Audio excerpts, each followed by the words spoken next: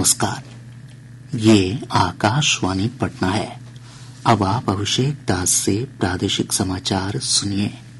पहले मुख्य समाचार। केंद्र सरकार ने पीएम ऊषा अभियान के तहत पटना विश्वविद्यालय और ललित नारायण मिथिला विश्वविद्यालय दरभंगा को शोध विश्वविद्यालय का दर्जा प्रदान किया। मुख्यमंत्री नीतीश कुमार ने गन्ना की खरीद मूल्य में 20 रुपये प्रति क्विंटल बढ़ोतरी की घोषणा की। राज्य सरकार ने कहा, प्रदेश में नक्सली हिंसा में 72% तक की कमी आई, उत्तर बिहार पूरी तरह हुआ नक्सल मुक्त। और आज राष्ट्रीय उपभोक्ता दिवस है। इस अवसर पर उपभोक्ताओं को अपने अधिकारों के प्रति जागरूक करने के लिए प्रदेश भर में कई कार्यक्रमों का किया जा रहा है आयोजन। अब समाचार विस्तार से। केंद्र सरकार ने पीएम ऊषा अभियान के तहत पटना विश्वविद्यालय और ललित नारायण मिथिला विश्वविद्यालय दरभंगा को शोध विश्वविद्यालय का दर्जा प्रदान किया है। इस संबंध में शिक्षा मंत्रालय ने बिहार उच्चतर शिक्षा परिषद को स्वीकृति पत्र भेज दिया है। एक रिपोर्ट। शोध विश्वविद्यालय का दर्जा मिलने से इन विश्वविद्यालयों में अनुसंधान कार्य को और बढ़ावा मिलेगा। इसके तहत इन दोनों विश्वविद्यालयों को 100 करोड़ रुपए दिए जाएंगे। इस राशि से बुनियादी ढांचे, शोध सुविधाएं, आधुनिक लैब उपकरण और स्मार्ट क्लास सहित अन्य शैक्षणिक गतिविधियों कार्यक्रमों को बढ़ाने में सहयोग मिलेगा। वहीं राज्य के 3 विश्वविद्यालयों भूपेंद्र नारायण मंडल विश्वविद्यालय मधेपुरा, जयप्रकाश विश्वविद्यालय छपरा और नालंदा खुला विश्वविद्यालय को पठन पाठन से जुड़े आधारभूत संरचनाओं के विकास के लिए 20-20 करोड़ रुपए दिए जाएंगे। इसके अलावा राज्य के 15 महाविद्यालयों को आधारभूत संरचना के विकास के लिए 5-5 करोड़ रुपए दिए जाने की स्वीकृति दी गई है। आकाशवाणी समाचार के लिए पटना से डॉक्टर सविता पारीक। शिक्षा का अधिकार अधिनियम के मानदंडों को पूरा नहीं करने वाले राज्य के 4,915 निजी स्कूलों की मान्यता रद्द की जाएगी। आरटीई के प्रावधानों का उल्लंघन करने वाले इन स्कूलों पर शिक्षा मंत्रालय ने कार्रवाई का आदेश दिया है। इनका यूटाइस कोड रद्द होगा। मंत्रालय ने राज्य सरकार को अगले वर्ष 31 मार्च तक कार्रवाई की रिपोर्ट सौंपने के निर्देश दिए हैं। मुख्यमंत्री नीतीश कुमार ने गन्ना की खरीद मूल्य में 20 रुपये प्रति क्विंटल बढ़ोतरी की घोषणा की है। प्रगति यात्रा के दौरान मुख्यमंत्री ने पश्चिम चंपारण के बगहा में ये घोषणा की। उन्होंने इस संबंध में गन्ना उद्योग विभाग के अधिकारियों को निर्देश दिया। गौरतलब है कि राज्य सरकार ने पहले ही इस सीजन में गन्ना की खरीद मूल्य में 10 रुपये प्रति क्विंटल बढ़ोतरी की घोषणा की थी। अब किसान उत्तम प्रभेद का गन्ना 385 रुपये प्रति क्विंटल, सामान्य प्रभेद का 365 रुपये और निम्न प्रभेद का गन्ना 330 रुपये प्रति क्विंटल की दर पर बेच सकेंगे। मुख्यमंत्री नीतीश कुमार आज अपनी प्रगति यात्रा के तहत पूर्वी चंपारण जिले का दौरा करेंगे। मुख्यमंत्री केसरिया के सुंदरापुर और सुगौली के उत्तरी सुगौल जाएंगे। इस दौरान वे लगभग 300 करोड़ रुपए लागत वाली 48 योजनाओं का उद्घाटन और शिलान्यास करेंगे। साथ ही मुख्यमंत्री का स्थानीय लोगों के साथ संवाद का भी कार्यक्रम है। बाद में वे मोतिहारी में अधिकारियों के साथ विभिन्न योजनाओं की प्रगति की भी समीक्षा करेंगे। भाजपा के प्रदेश अध्यक्ष डॉक्टर दिलीप कुमार जायसवाल ने स्पष्ट किया है कि अगले साल होने वाले बिहार विधानसभा चुनाव में राष्ट्रीय जनतांत्रिक गठबंधन एनडीए मुख्यमंत्री नीतीश कुमार के नेतृत्व में ही चुनाव लड़ेगा। हरियाणा के सूरजकुंड में आयोजित बिहार भाजपा की 2 दिवसीय कोर कमेटी की बैठक के दौरान लिया गया यह निर्णय गठबंधन की वर्तमान नेतृत्व रूपरेखा के प्रति पार्टी की प्रतिबद्धता को दर्शाता है। श्री जायसवाल ने कहा कि राज्य स्तर पर नीतीश कुमार और राष्ट्रीय स्तर पर प्रधानमंत्री नरेंद्र मोदी एनडीए का चेहरा बने रहेंगे। प्रदेश में नक्सली हिंसा में पिछले 5 वर्षों में 72% तक की कमी आई है। एसटीएफ के एडीजी अमृत राज ने पटना में संवाददाताओं से बातचीत में ये जानकारी दी। उन्होंने कहा कि उत्तर बिहार पूरी तरह वामपंथी उग्रवाद से मुक्त हो चुका है। राज्य के 8 जिले ही अब नक्सल प्रभावित हैं। एडीजी ने कहा कि अगले वर्ष राज्य को पूरी तरह नक्सल मुक्त कर लिया जाएगा। इस वर्ष एसटीएफ का पूरा प्रयास रहेगा कि बिहार को वामपंथ उग्रवाद से पूर्ण रूप से मुक्त कराया जा सके। इसके लिए एसटीएफ हमेशा से प्रतिबद्ध है। उत्तर बिहार नक्सल मुक्त हो गया है। कृषि विभाग ने खेतों में पराली चलाने वाले 916 किसानों की पहचान कर उन्हें विभागीय सुविधाओं से वंचित कर दिया है। इन किसानों को अगले 3 वर्षों तक किसी भी प्रकार का विभागीय अनुदान नहीं मिलेगा। इनमें सबसे अधिक 334 किसान बक्सर जिले के हैं।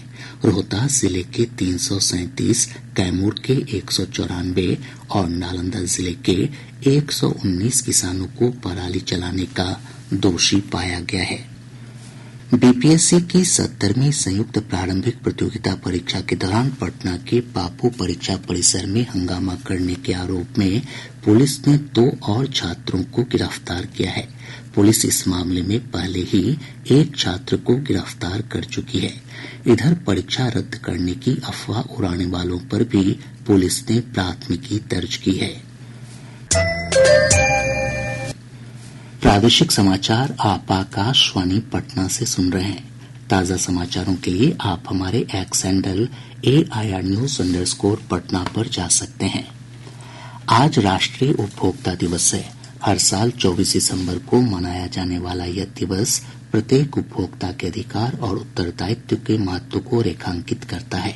इस अवसर पर केंद्रीय उपभोक्ता मामलों के मंत्री प्रहलाद जोशी नई दिल्ली में आयोजित समारोह की अध्यक्षता करेंगे। वे उपभोक्ता अधिकारों के संरक्षण के लिए कई पहलों का शुभारंभ करेंगे। एक रिपोर्ट। इस दौरान ई-मैप पोर्टल, AI आधारित राष्ट्रीय उपभोक्ता हेल्पलाइन 2.0, जागो ग्राहक ऐप, जागृति ऐप और जागृति डैशबोर्ड का शुभारंभ किया जाएगा। इन अनुप्रयोगों का उद्देश्य धोखाधड़ी और जालसाजी की गतिविधियों से उपभोक्ताओं की सुरक्षा करना है। कार्यक्रम के दौरान 13 प्रमुख ई-कॉमर्स कंपनियां उपभोक्ता सुरक्षा सुनिश्चित करने के लिए संकल्प पत्र पर हस्ताक्षर करेंगी। इस वर्ष राष्ट्रीय उपभोक्ता दिवस का विषय डिजिटलीकरण और वर्चुअल तरीके से न्याय प्रदान करना है। प्रिया की रिपोर्ट के साथ समाचार कक्ष से शक्ति सिंह। राष्ट्रीय उपभोक्ता दिवस पर राज्यपाल राजेंद्र विश्वनाथ आर्लेकर, मुख्यमंत्री नीतीश कुमार और उपभोक्ता संरक्षण विभाग की मंत्री लेशी सिंह ने अपने संदेश में उपभोक्ताओं से अपने अधिकारों के प्रति जागरूक रहने की अपील की है। इस अवसर पर पटना में राज्य स्तरीय कार्यक्रम का आयोजन किया जा रहा है। इसका उद्घाटन विभागीय मंत्री लेशी सिंह करेंगी। वहीं उपभोक्ताओं को अपने अधिकारों के प्रति जागरूक करने के लिए राज्य भर में कई कार्यक्रम आयोजित किए जा रहे हैं। खाद्य और उपभोक्ता संरक्षण विभाग के प्रधान सचिव डॉक्टर N सरवण कुमार ने आकाशवाणी से बातचीत में उपभोक्ताओं से किसी भी सामान की खरीद करने पर रसीद लेने की अपील की है। ग्राहकों को मैं ये कहना चाहूंगा कि कोई भी आप मार्केट से वस्तु खरीद रहे हैं या कोई सेवा प्राप्त कर रहे हैं तो सबसे पहला है आपको बिल जरूर लेना चाहिए, और दूसरा है कि जो भी वस्तु खरीद रहे हैं या सेवा ले रहे हैं उसके बारे में कंप्लीट जानकारी होना चाहिए। यथा संभव ये कोशिश किया जाए कि जो ISI मार्क है या नहीं तो मतलब हॉल मार्क है या ग्रो मार्क है, तो इस तरह का कुछ प्रॉपरली जो स्टैंडर्ड आइटम्स है उसी को ही लेने के लिए प्रयास होना चाहिए। और जो सामान खरीदा जा रहा है या सेवा प्राप्त किया जा रहा है उसका कोई एक्सपायरी डेट तो नहीं है, उसके बारे में भी, या एक्सपायरी है तो कब है, और तो वो कहाँ से आप ये सेवा प्राप्त कर रहे हैं या वस्तु खरीद रहे हैं उसके बारे में भी जानकारी होना चाहिए। कोई जेन्युइन स्टोर हो ऐसे जगह से ये लेना चाहिए। डॉक्टर कुमार ने कहा कि उपभोक्ता किसी भी प्रकार की शिकायत और सहायता के लिए हेल्पलाइन नंबर 1915 पर संपर्क कर सकते हैं। भारत सरकार के स्तर पर एक टोल फ्री नंबर, एक हेल्पलाइन नंबर दिया हुआ है। वो नंबर है 1915। ये नंबर पर 17 भाषाओं में, देश के 17 भाषाओं में ये सुविधा उपलब्ध है। तो आप जो भी समस्या को बताएंगे तो उसको तुरंत संबंधित एजेंसी के साथ बात करके आपको राहत पहुंचाने के लिए भी वो व्यवस्था है। हिंदी फिल्मों के सुप्रसिद्ध निर्देशक श्याम बेनेगल का कल लंबी बीमारी के बाद 90 वर्ष की आयु में निधन हो गया। प्रधानमंत्री नरेंद्र मोदी, राज्यपाल राजेंद्र विश्वनाथ आर्लेकर और मुख्यमंत्री नीतीश कुमार समेत कई गणमान्य लोगों ने श्याम बेनेगल के निधन पर शोक व्यक्त किया है। एक श्रद्धांजलि। श्याम बेनेगल समानांतर सिनेमा के अग्रणी निर्देशकों में शुमार किए जाते हैं। श्री बेनेगल ने अंकुर, मंडी, निशांत, जुनून, मंथन, भूमिका, वेलकम टू सज्जनपुर, नेताजी सुभाष चंद्र बोस, जुबेदा, सरदारी बेगम, मम्मू और सूरज का 7वां घोड़ा जैसी फिल्में दी। उनके द्वारा निर्देशित दूरदर्शन धारावाहिक भारत एक खोज टेलीविजन इतिहास की अविस्मरणीय प्रस्तुति है। आइए सुनते हैं उनकी फिल्म का एक संवाद। तुम मेहमान हो इस घर की? मेहमान हूँ? हाँ। अपनी सगी बहन के घर में मैं मेहमान हूँ? अच्छा,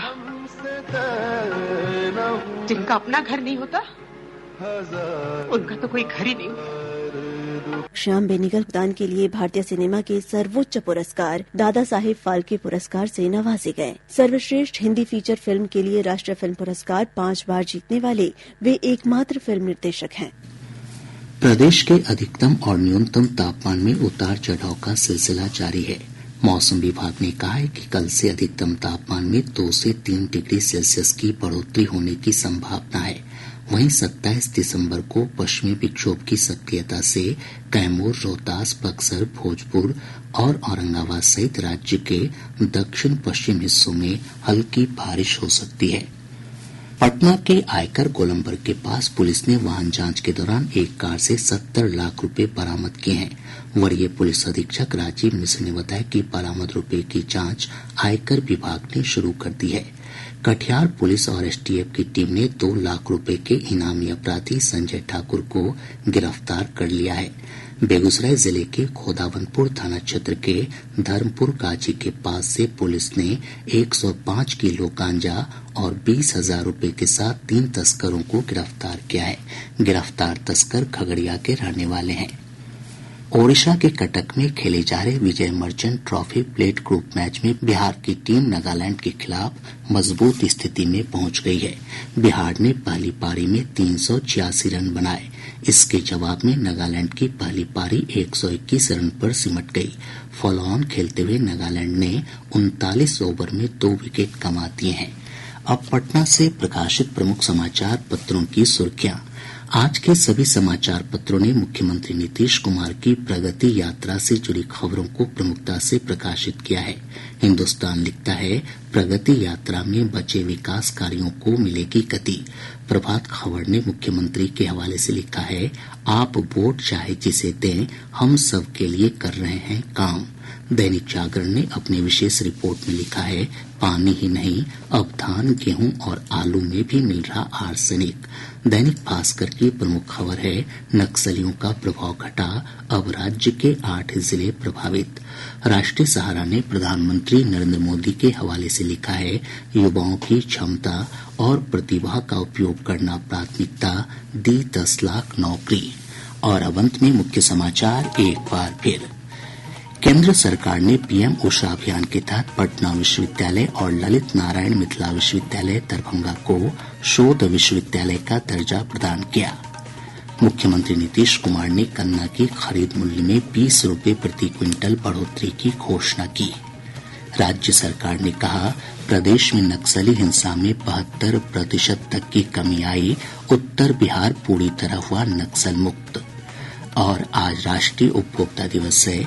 इस अवसर पर उपभोक्ताओं को अपने अधिकारों के प्रति जागरूक करने के लिए प्रदेश भर में कई कार्यक्रमों का किया जा रहा है आयोजन।